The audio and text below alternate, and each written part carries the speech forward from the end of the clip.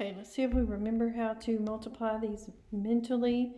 Remember, we're going to multiply the two first ones, b squared, and then we've got negative 4b and a positive 6b, adding these two numbers together, and that gives us 2b, and then multiply these last two terms. Negative 4 times 6 is negative 24.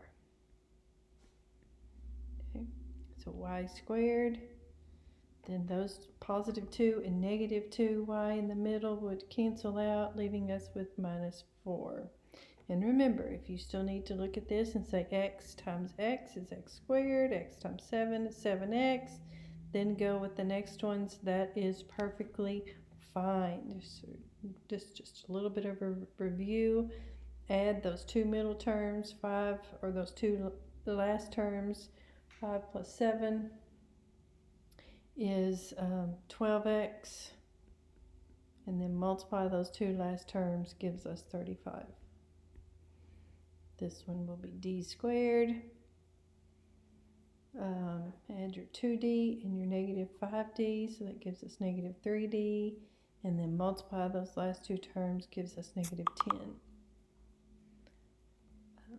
So now this last one would be m squared. Negative 6 plus negative 2 makes negative 8. M, multiply them together and we get 12. Now this mentally, that's sort of only works when this is that one, imaginary 1 in front of these numbers. When it becomes, when we have like a 2m or something like that, you don't want to try to do that mentally. You do want to multiply it out like you would have this one. Okay, so let's review, because now we're going to multiply those monomials and polynomials. And remember that when you multiply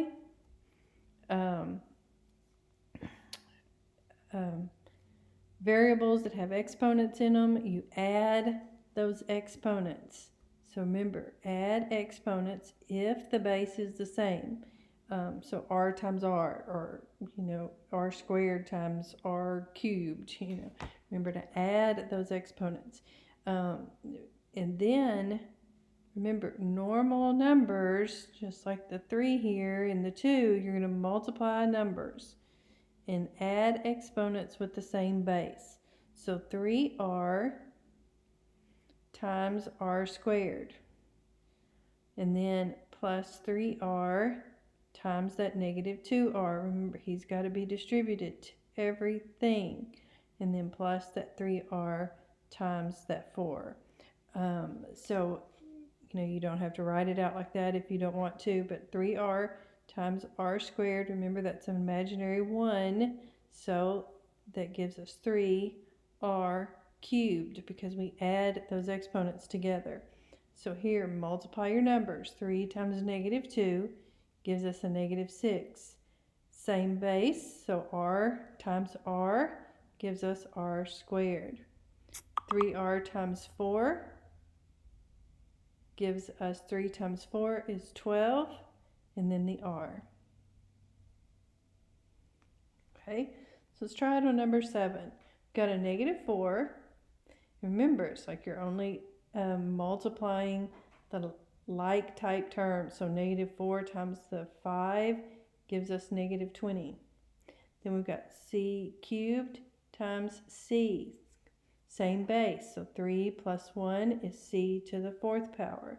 Then we've got d times the d, and that's 1 plus 1, so d squared. So negative 20, c to the 4th, d squared is your answer.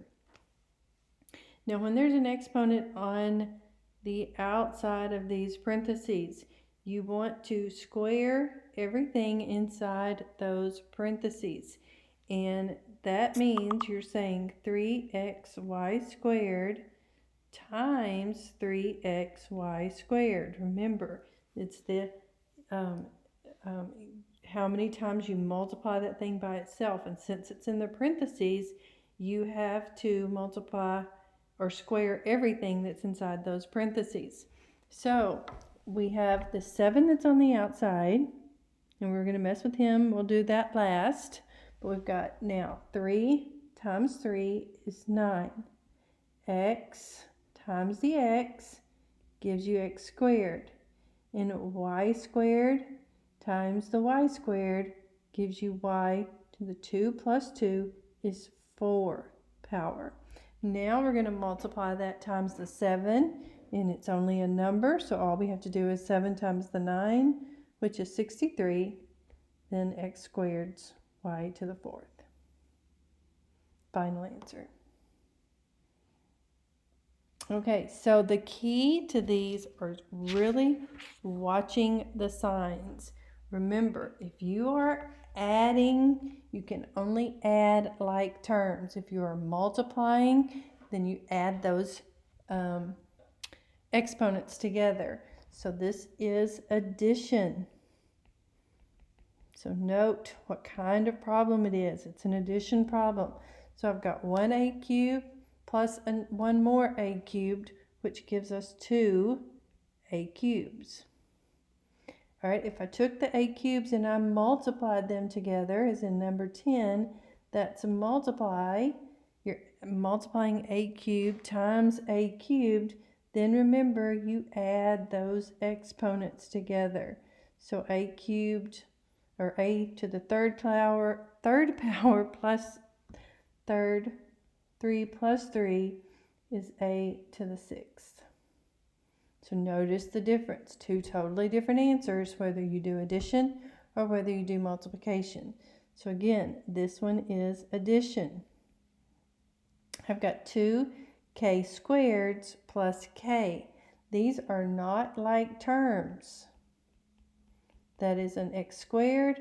One is a k squared. One is just a k. So you cannot add them together if they are not like terms. So your answer would just be 2k squared plus k. You cannot add them together unless it's the same variable with the same exponent. And that is k squared and a k. They are not the same. But we can multiply them. So remember, we add those exponents. Here's another imaginary 1. Multiply your numbers. So 2 times that imaginary 1 even in front of there is still 2. And k to the squared plus this 1 gives us k cubed. So remember, you can multiply terms that are not the same, but you have to add. You can only add terms that are the same. Okay, so here's another couple of examples of multiplying them out. This one has a number in front of it. So we're going to say 3x times the entire second binomial. Then we're going to take the -2, second term in that first binomial, and multiply it by that entire second binomial. So once you multiply that out, 3x times x gives you 3x squared. 3x times that -5 gives you -15x. -2 times x gives you -2x. And -2 times -10 gives you, -5 gives you a +10. Again, always look and see if you've got any like terms that you can add together. And we do. We've got that -15x and a -2x. So we're going to bring down our 3x squared. That added together gives us 17x plus the 10. Same thing on this one. You're going to take that first term, 2x, and you're going to multiply it times the entire second binomial. Use that distributive property. Then we're going to use that -1 and multiply it by the entire second binomial. So 2x times 2x squared. The 2 times the 2 is 4. X times x squared is x cubed. 2x times this -3x gives us -6x squared. And -2x times the 1 gives us +2x. Then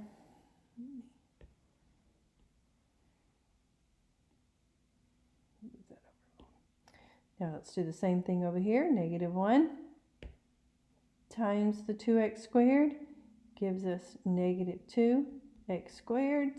Negative 1 times negative 3, positive 3x, and negative 1 times the positive 1 is negative 1.